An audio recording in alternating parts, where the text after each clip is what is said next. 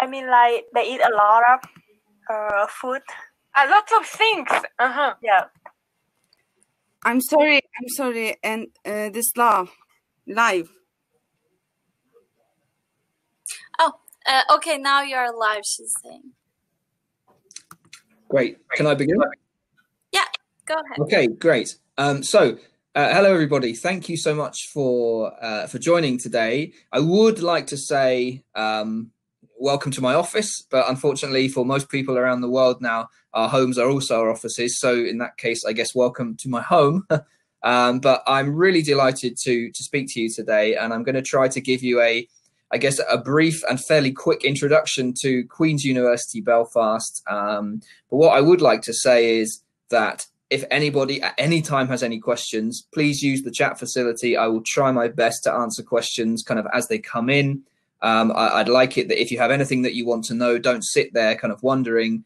Please feel free to ask. I have a presentation, some nice videos for you to see to really give you a feel for what Queen's and Belfast is like. But I'm going to start with, I don't know if it's obvious to everybody, but I am not from Belfast myself. I'm actually work for the university based in the south of England, and I feel that that puts me in quite a unique position to be able to speak to you from somebody who is not naturally biased towards Northern Ireland. I actually visit Belfast. I did visit Belfast before the outbreak at least once or twice a month. And I can kind of give you a perspective of what it's like to come to Belfast as a non-native person. Clearly, if anyone's ever been to the UK and they listen to my accent, you will hear that I am not Irish. But it actually, like I said, puts me in this unique position to be able to say what it's like coming there and effectively what it would be like for you as a student coming to Belfast. And I'm very confident saying myself that I don't think you will find anywhere in the UK that is as welcoming or as friendly instantly as Northern Ireland. So the Irish people certainly have a reputation for being very sociable and very friendly, and absolutely it's true. Every time I visit Northern Ireland, I'm always amazed by people in the airport, and then the taxi drivers, and then people in hotels and around the city and in restaurants and at the university, and everyone is so friendly and welcoming, which means that when you arrive as a student, you have all this kind of extra support just from the local people. People won't walk past you as if they're too busy to speak to you. They will stop, they will chat, they will help you. And it's really, an amazing thing, which you don't really find in any other places in the UK from my experience. So hopefully today you'll get a kind of an idea of what it's like in Belfast. I think we'll just quickly start before we move to the presentation, just to give a very, very brief update of what is going on with the coronavirus situation. In terms of what it means for students, for any prospective students. So I don't know if anybody really follows the kind of the British news, but at the moment we're still in lockdown, and they are just starting to relax the restrictions now, and they've also just released the government just released an updated version of when things might be able to be relaxed a bit more if certain conditions are met, etc. But currently, we are working from home, and if you follow the news, you will see the UK is certainly on a downslope now. They've gone past the worst, and it's now a kind of controlling situation. But what that means for students, for our current students are working using the online virtual learning environment. The one we use is called Canvas, and students have adapted very well because actually we had quite a big component of online learning prior to the coronavirus outbreak. So it was not a new thing for us as a university, and it was not a new thing for students to use this kind of online software. Of course, there are some issues when you look at the very practical lab-based programs. However, a huge amount of work has gone into creating the content for current students so they can successfully finish their year, or in fact, sometimes their entire course of study, with the minimum disruption at the moment. And so the university is really, it's always been our priority that the staff and students and the local community, their safety has always been our number one concern. And it will continue to be like that. So students are still studying. Of course, it's slightly different to how it was before. Hello, everyone, by the way, joining and saying hello. Nice to see you. So students are still studying, but I guess for yourselves, probably the most important question is what is likely to happen in September?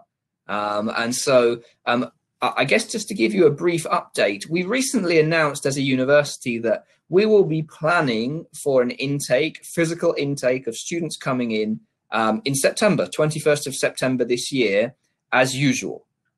However, if for any reason that's not possible, of course, we will look at other alternatives, such as online teaching, or possibly even deferring to a bit later or to January, depending on the program and depending on the level of study. So I would say, purely my opinion, but if you're an undergraduate student, it's very likely you might have an online component at the beginning of your course if you can't physically be there.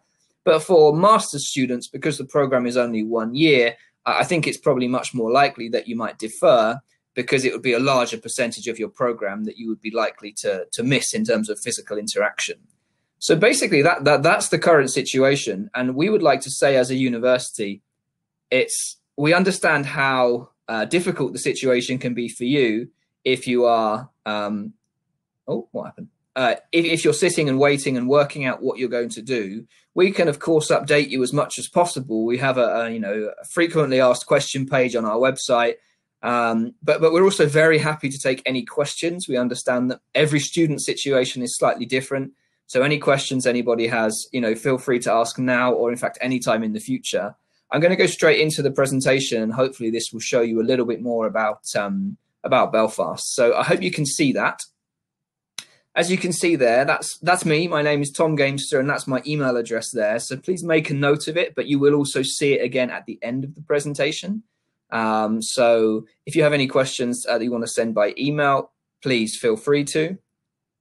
I'm going to just kind of go through these. I'm not going to say really quick, but I am going to try and get through everything. I know we have a kind of limited amount of time. So I'm going to start with a little bit of an overview of the university and then go into a few more of the details. So Queen's, I'm going to say Queen's is a bit like a hidden gem in British higher education, because not a lot of students automatically consider Queen's, but when they learn about it and they learn about this incredible combination of various different factors, they kind of think, well, actually, why did I not know about it before? So Queen's is the 9th oldest university in the UK, and we are a member of the Russell Group. Again, quite an important question. A lot of people ask me is what is the Russell Group and why is that important for me? Well, I would say the easiest question to answer is, what is the Russell Group? It's a group of 24 top research intensive universities in the UK. And to put it into perspective, those 24 universities make up about 18 or 19% of all the universities in the UK, but they get about 65% of all the funding. So it shows you as a student, you will have access to better facilities, better academic staff, because around 2/3 of all of the world leading research comes from that very small group of 24 universities. So especially at a master's level, I would say that being at a Russell Group university could really have a big impact on your future. We are currently a top 200 university in the world. You can see there we're ranked 173. I've just realized I can't see the chat when the presentation is running, so I think we might have to do questions at the end. I hope that's okay. And you can see that in the most recent REF, which is ranking research in the UK, we were ranked 8th for our research intensity. I guess anecdotally, we were also ranked in the top 10 most beautiful universities in the world. And I really hope that I can show you that during this presentation, because it's really a joy to be at in Belfast. You have this amazing combination of feeling like you're at a campus-based university, but also being in the middle of the city, which is incredibly convenient. So in terms of student numbers, we have around 23,000 students, between 23 and 24. The numbers do change because we have a rolling intake for PhD students. So it's not just twice or once a year you can start. PhD students have a lot more flexibility with their start dates. But we only have just over kind of 11% international students, which is very, very low, especially for a Russell Group university. And so what that means is, for you as a student, you are certainly more immersed into the domestic culture of being integrated with British students from Northern Ireland, also from the Republic of Ireland, but also from the other nations of the United Kingdom as well. So you have a real British experience while you're there, and you will be, sharing accommodation, social activities, etc., with international and domestic students. Now, I'm going to just do a brief bit of basic geography. My apologies if this is obvious to people, but as you can see there, Belfast is the capital of Northern Ireland. And one of the most frequently asked questions that I get is, what is the train from London to Belfast? So I hope you can see from this map that it's pretty unlikely there would be a train from London to Belfast, but it's a very, very quick flight. If you can see in the bottom left corner of the presentation, it is less than an hour. From anywhere in the UK, so from London, from Manchester, from Birmingham, from Edinburgh, you can fly into Belfast. Belfast has 2 airports. The whole population of Northern Ireland is around 1.8 million, and in the Belfast or Greater Belfast area, it's about 600,000. So it is a big city, and that's one of the things that's quite important to stress, that you don't have to go to London or Manchester to enjoy big city life. Belfast offers really all of the kind of cultural activities, bars, clubs, the nightlife, the shopping, everything you'd expect in a big city, but actually at a much lower cost, which is, again, a wonderful combination that's quite rare to find. So there'll be a few images throughout the presentation just to give you an idea of what the city is like. This is the historic City Hall in Belfast. It actually, even though it looks amazing now, I can assure you at night time it looks even better. And Belfast frequently is voted in various different awards as one of the best cities, most interesting cities, best nightlife, etc. And so you hopefully get that idea of what the city's like. So this is an amazing kind of historic building. And the next slide you'll see is Belfast at night time, and it hopefully gives you a bit of an idea of the size of Belfast, that it is a real vibrant city. But even more important than that is, and this is a fact that a lot of people don't know, is that outside of London, within the whole of the UK, Belfast is the #1 for attracting foreign investment.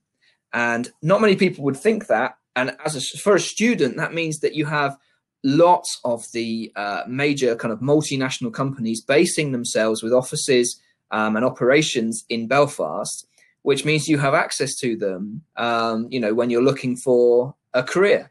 And the other thing to say is that Northern Ireland has 2 universities. So in terms of what you might call competition from local students, it's going to be significantly lower than some of the other cities in the UK that have quite a few more universities than that. And so Belfast really has this wonderful mix of being a great big city with all the different kind of multinational companies that you might be looking at as potential employers, but potentially without all the competition. So from an employability point of view, very, very attractive. Now, this, just to give you an idea, is the Titanic Centre in Belfast, a kind of museum and interactive centre you can go in to learn all about not only the Titanic, but also the kind of the history of the dockyards, which was a huge part of Belfast's history of shipbuilding. I'll have to say that as an Englishman, I'm quite often reminded when I go to Belfast that the Titanic was built by an Irishman and sunk by an Englishman. But I think it's said in a joking way, but it is something you see on quite a lot of T-shirts, etc. Because, I guess it's a small amount of healthy rivalry, shall we say, between the different nations of the UK. Now, I would say this is one of the most important stats, I guess, when you're considering where to study. So, you've got a Russell Group university, but you're also in Northern Ireland, which is the lowest cost of living in the UK, statistically. So that means that you can get everything that you want, that you'd expect from a city at the lowest possible cost, including accommodation. So a Russell Group university in an amazing city, also with the lowest cost of living, is an incredibly rare combination. And I'll show you some of the information about accommodation later and give you some idea of prices as well. Now, just north of Belfast, you have the amazing coastline and kind of natural areas and parks that Northern Ireland has to offer. You can see from the slide, this is a very, very common scene. If you drive just north of Belfast, there are various tours and excursions you can do. But actually recently, a lot of the local area was made famous by Game of Thrones. Now, I don't know if anybody is a fan of Game of Thrones, but a lot of it was filmed just within an hour's drive of Belfast, in the Northern Irish North Coast. And there are lots and lots of activities, excursions, various tours that you can do now if you're a fan, to see where things were filmed, etc. I'm sure you'd recognize them. Have to be honest, I've never seen it. I'd really like to, but quite hard to find the time. But I know that it's got an incredible following around the world, and lots of people come into Northern Ireland now as tourists. Well, in fact, they did, and I'm sure they will do again. But as tourists, just following Game of Thrones because they're huge fans. So it's really been a way that a lot of people have come into Northern Ireland to see the area. So moving on to talk about the university. I've already mentioned it's a Russell Group university, but we're also in the middle of a £700 million investment. And you'll see that throughout the presentation. Some of the buildings, the facilities, a lot of it is incredibly new and modern. So £700 million is a very hard amount to picture. You can't imagine what it would look like. But when you see some of the buildings and the facilities available, you'll really see that it's not only the learning and the teaching, it's also the accommodation, the social spaces, etc. That's really been revamped and redone for students. So, okay, you've got the 9th oldest university, but behind the very traditional main building, you have incredibly modern facilities, labs, etc., which obviously you need as a student. Nobody really wants to be in a kind of dusty old building without the modern facilities, because that's not what an employer wants. So we're really trying to kind of create students and graduates that employers and that industry really want. And some of that is through having these brand new facilities. So I have a brief video now, which I hope is going to work. And I also hope it will give you, a small introduction to what the university is like. One thing you can note before I press play is that it's quite hard to see sometimes where the university ends and the city begins. And that's because a lot of the city has come up around the university, but it means as a student, you are there in the middle of a wonderful kind of campus, but you're also never more than a 5 or 10 minute walk from your accommodation or any shops or restaurants, etc. So I'll press play now, and hopefully you'll get an idea of what the university is like. Hang on.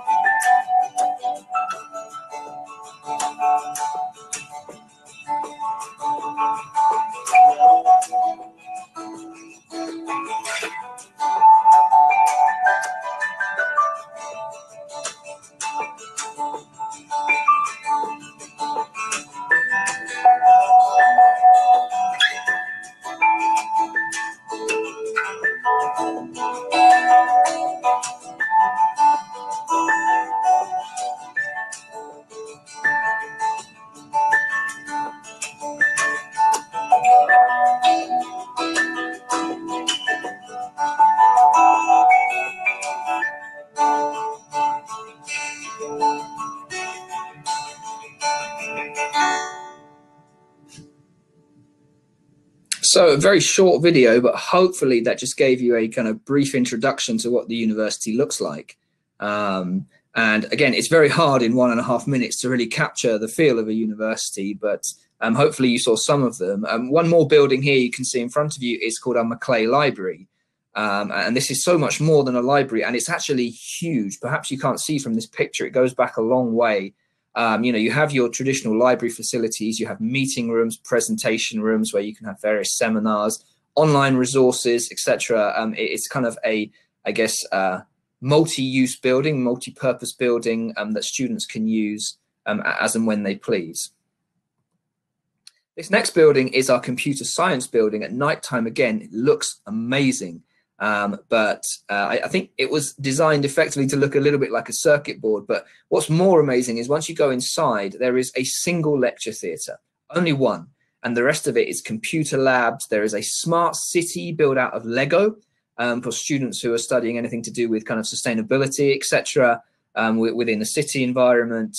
It's very, I guess, if I could say googly, that's probably the best way to describe it. But actually, it's been designed with industry in mind and in consultation with various industries. And so every few weeks or so, we also have these various different small kind of careers fairs where company representatives will come to the university to meet graduates, to talk about internships, employment, etc. So that means you don't even have to really go anywhere as a student. And the reason they come is because of the quality of Queen's graduates.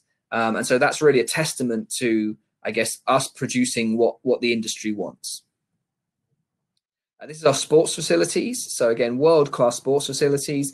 Off-peak membership is included in your accommodation if you take university accommodation. So that can be a real plus. I'm going to try and move on. I know we're getting caught on time.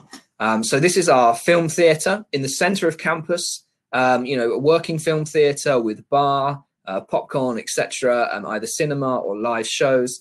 And that's where students on different programs, whether it's production or directing or script writing or, the various kind of drama type programs, it's where they can actually put on a show of what they've been working on professionally.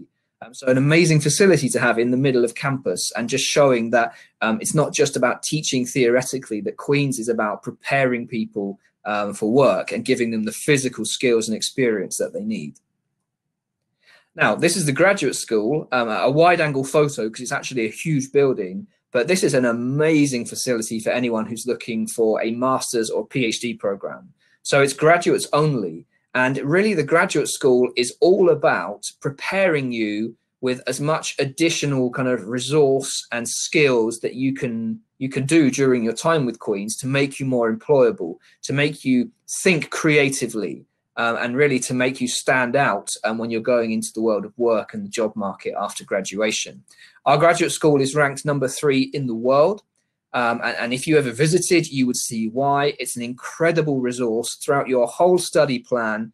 As a master's student or a PhD student, you can benefit from various different additional skills and CV boosting skills, so that when you graduate, you don't only have a great degree, you also have this whole other list of skills that you can impress employers with. Now, I'm going to talk briefly about accommodation. After this, I do have a short video to show you. And I'm going to be honest with you, I've been lucky enough in my career to travel around the world, quite a few different countries. And the accommodation at Queen's, when you see it on the video, I'm not joking, it's better than quite a few hotels that I've stayed in.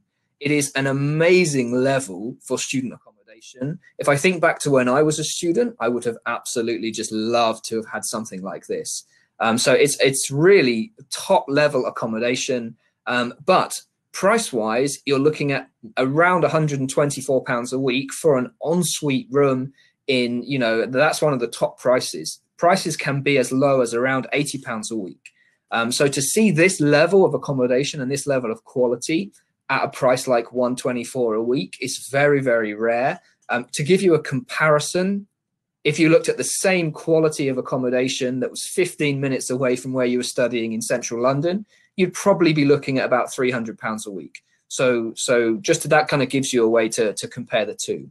So here we go. I'm just going to show you the accommodation. Again, it's only a minute or two, but hopefully it's just a taster really to show you what our accommodation is like and what you could be experiencing as a student at Queen's.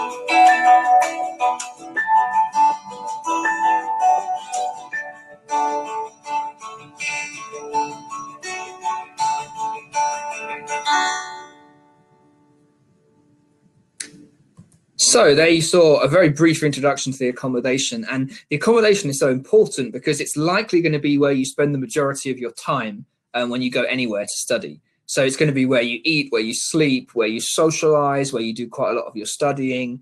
And the accommodation at Queen's, you may question my choice of hotels, but joking aside, the accommodation at Queen's is really phenomenal. And at that kind of price level, you know, from 80 to 125 pounds a week, it's very, very hard to find anything that's comparable within the UK. And we also guarantee accommodation for international students. So if you apply very late, you may not get your first choice, but you will be guaranteed accommodation. So you also don't need to worry about potentially not having anywhere to stay. And we have teams of people who are on hand to help you with your arrival, any kind of questions or problems you might have during your time. So you are really well looked after if you want, and you know that facility is always there. But the accommodation really becomes, I guess, a place where you can socialize and relax and wind down. And the social spaces in the accommodation are amazing. It's not just a room where you know, sleep and work. It's also these amazing kind of like games rooms and kind of quiet areas, etc., where you can kind of just relax when you don't have any studying to do. As I mentioned before as well, you do have off-peak gym membership included in the accommodation, which is a lovely bonus. So we're now going to talk about the academics of the university, and we have tried to make it easy by breaking down all the different subjects into 3 faculties. So the first faculty you can see here is engineering and physical sciences, and unsurprisingly, that includes schools like School of Chemistry, Chemical Engineering, Maths, Physics, etc., psychology. So that's our first faculty. We call it EPS. The next faculty is Arts, Humanities and Social Sciences, which we call AHSS. And within this faculty, you have the Management School, QMS, Queen's Management School, which is our largest on campus. But there are also School of Law, various social sciences, education, etc. And you'll see from the screen there, the William J. Clinton Leadership Institute at Riddle Hall, which is connected to the management school. And the university has incredibly strong links with not only Bill Clinton, but also Hillary Clinton, who is our chancellor. So come graduation time, that's who you'll be shaking hands with. But of course, the Clintons have a very strong link with Northern Ireland in general, with the peace process, etc. And the university has always had these very strong links, and we're delighted that Hillary Clinton is now our chancellor. And the final faculty, MHLS, there'll be a lot of abbreviations when you come to study at Queen's, but that's Medicine, Health and Life Sciences. And again, unsurprisingly, that includes schools and programs such as medicine, dentistry, biological sciences, pharmacy, nursing, etc. So those are our 3 faculties. Of course, within those schools, there are hundreds of different programs. I could not list them all in a presentation. It would take hours. But those are the basic schools and faculties that we have. I'm going to go through a few rankings quickly because I know we're going to be short on time. But just to give you an idea, I already said we're a top 200 ranked university globally. But here are some of the highlights from various different subject rankings. As you can see there, dentistry, accounting and finance, various forms of engineering, all within the top 15 or 20 in the Times. If you look at the complete university guide, again, very, very similar. So dentistry, accounting and finance, various forms of engineering, etc. And that's a really good thing to look for because, every university in the world is #1 at something, probably, if you find the right ranking. And so to see that kind of consistency across various ranking tables is a really positive sign for you as a prospective student that you know that the university is strong in that subject area. Again, in the Guardian University, you can see various forms of engineering, dentistry, pharmacy, etc. So again, very, very similar to the other ranking tables, which, as I said before, is a real positive thing. So we'll go on now and talk briefly about some of the links we have with industry. As you can see here, this is just a small number of some of the companies that we work with in partnership, and that could be that we have internships with them, or students have gone on to study with them, or there is some kind of link that we have. You can see some very, very large multinational companies such as BT, Bombardier, Allen & Overy, etc., PwC, various big 4 companies.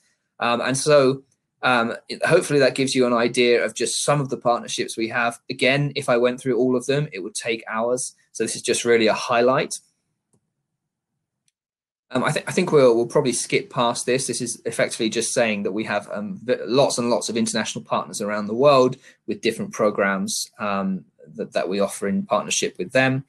Let's talk about the finances, because I understand that's a very important question. As you can see here, we have 2 levels of fees, what we call fee rate 1 and fee rate 2. That's classroom-based and lab-based. And so it's 16,900 for a classroom-based program, and 20,800, this is obviously per year, for a lab-based program. So that means that for a master's program, that is the cost because it's a 1-year program. And for an undergraduate degree, that would be the cost each year. Obviously, that does not include medicine or dentistry. So those are your basic prices.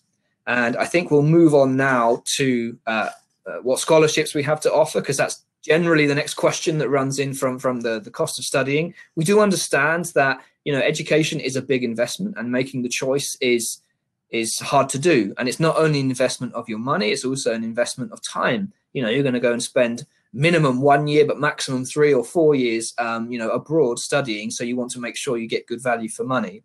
And so looking at some of the scholarships we have to offer, for an undergraduate student, depending on whether it's classroom-based or lab-based, you'd be offered a £2,500 or £3,000 discount off your first year of study. And for postgraduate students, it's £2,000 or £3,000 off your first year of study, which of course is your only year of study. So that's a pure discount, and there's no fees for the following year.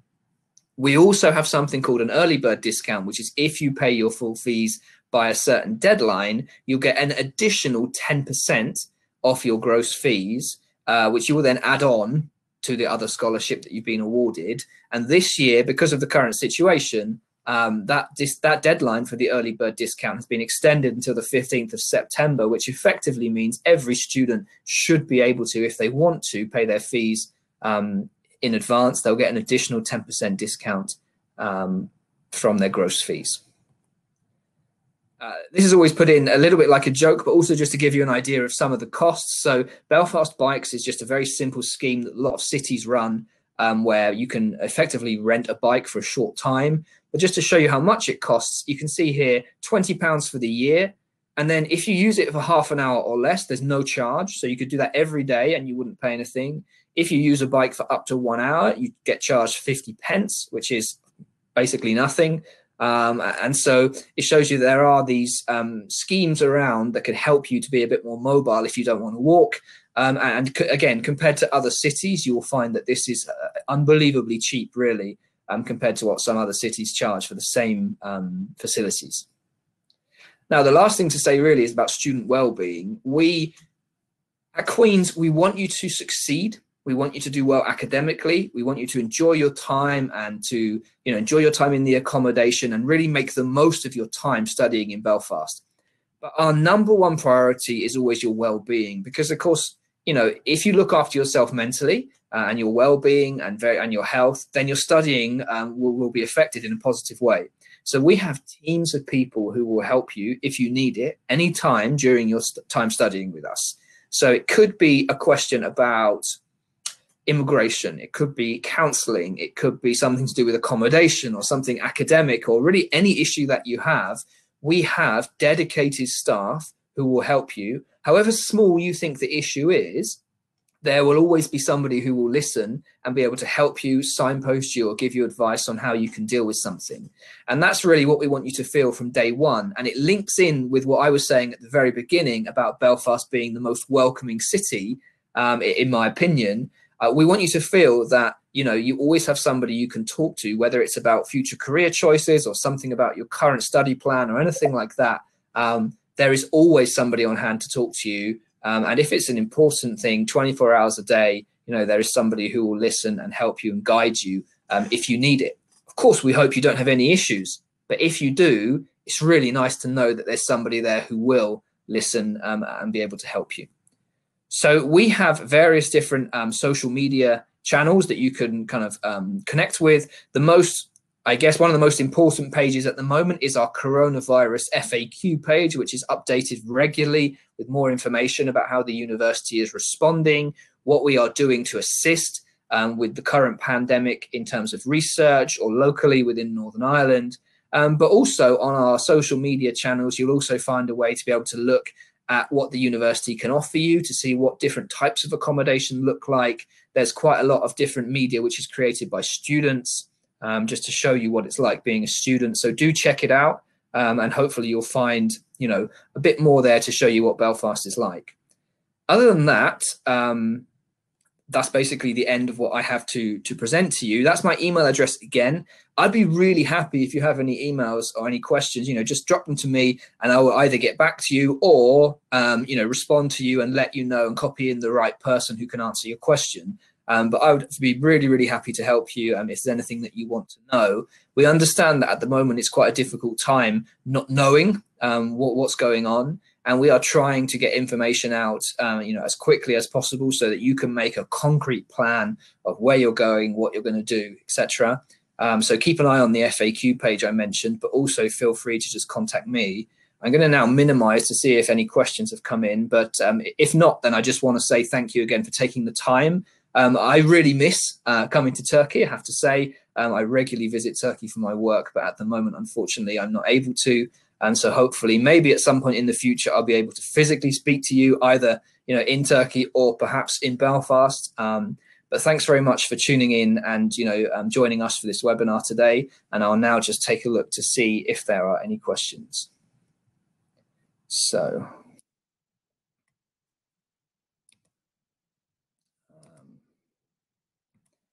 Okay. So I can see there's a question here which says, how can I read all of it? In our country, we have a uni called, is it Political Science, International Affairs? But as I've seen from these slides, there are two different things from your university.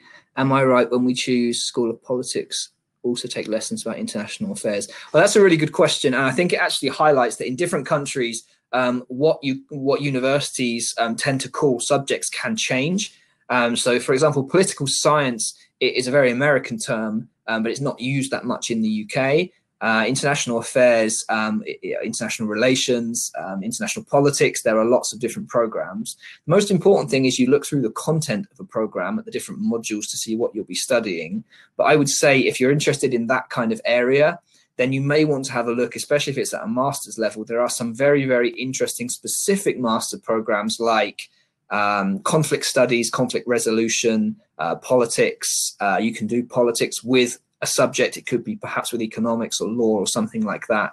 But yeah, the most important thing is look on the website or email me if you want more information about the actual content of the modules, and then you'll be able to choose if it's the program you want. I would say the title is perhaps less important. It's more important that you look at what you're actually going to be doing for the whole course of study, and that will determine whether you want to choose the program or not.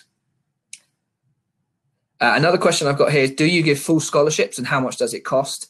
We do have a couple of full scholarships. They're called the Vice Chancellor scholarships. However, I believe, what's today, the 12th of May. The deadline is this week. I think it might even be Friday. And so it's very, very late to apply. You probably wouldn't be able to get an offer and then also apply for your scholarship now. But for future years, yes. I mentioned some scholarships in my presentation, but we give 2 full scholarships a year, very similar to a lot of universities. So I would always advise students when you're applying for a full scholarship, apply in hope, but not in expectation, because there's a huge competition for those programs. Now, those scholarships, everyone is awarded, every year that 2 people are awarded those scholarships, but, the competition is high. So if you are only looking for a full scholarship to study, please don't apply expecting to be awarded. I'm graduating this year, Sabancı University, and my average is 2.25. What are the postgraduate conditions? Well, that's a good question. I think it might be good. Is it Ozan? I think Ozan Dinch, is that right? So if you're still listening, please drop me an email, or if I get your details, I'll contact you, because it really depends on which program you're looking for. And, the equivalencies do vary, and there are some slight room for maneuver. So if you wanted to get in contact with me, we could look at the program you were interested in and then see, if you'd be qualified and if it's worth applying. Because of course, if it wasn't, then you don't want to go through all the process of applying. So we can have a look at that and do a kind of, pre-application just to see if you should complete a full application. And another question here, in your website, I saw some level of studies. It writes FR1, FR2, FR3. What does that mean? Well, I can quickly go back just to show you, and we've only got a couple of minutes, but if I go back to the correct slide, what you'll see is FR1, FR2 refers to this, which is fee rate 1 or fee rate 2. So if you can see here, classroom based, that's fee rate 1, and anything that's laboratory based is fee rate 2.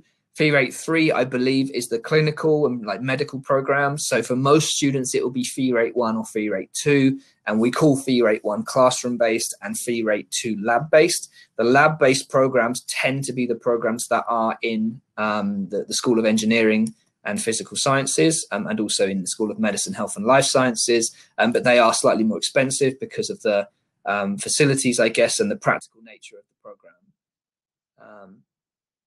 Okay, let's have a look. I think we've got here, electronic engineering. Thank you so much for responding. And what I would have to do is probably have a look at the equivalencies that we have with our accommodation, with our admissions team. So, for example, you said you have I think it was a GPA of 2.25. I'd have to look at if that was out of 4 or out of 5. Have to have a look at the different modules you've studied, etc. But if you want to connect afterwards via email, I'd be really happy to look at that and then just let you know. So if you got my email address, great. If not, I can just quickly write it in here. So I think this will just come up. You can type it in the chat box, then everybody can copy it. That's certainly what I'm trying to do. Hang on.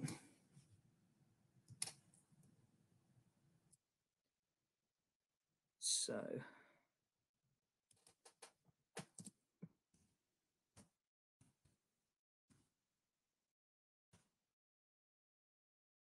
And if you can see that there. So again, that's my email address. Every application is different, so I'm happy to have a look at it and to let you know, if you would be within the correct, grade boundaries to apply. I know we're really short on time, so again, I'm just going to say a big thank you to everybody for attending. Thank you very much indeed for kind of taking the time to listen. I hope you found it enjoyable. I certainly did, and hopefully we can, connect later if you have any further questions. Thanks a lot, Tom. It was a great presentation and it was just on time. So great. Thank you once again for participating. Thank you for having me. Take care. See you. Okay, you too. Thanks a lot.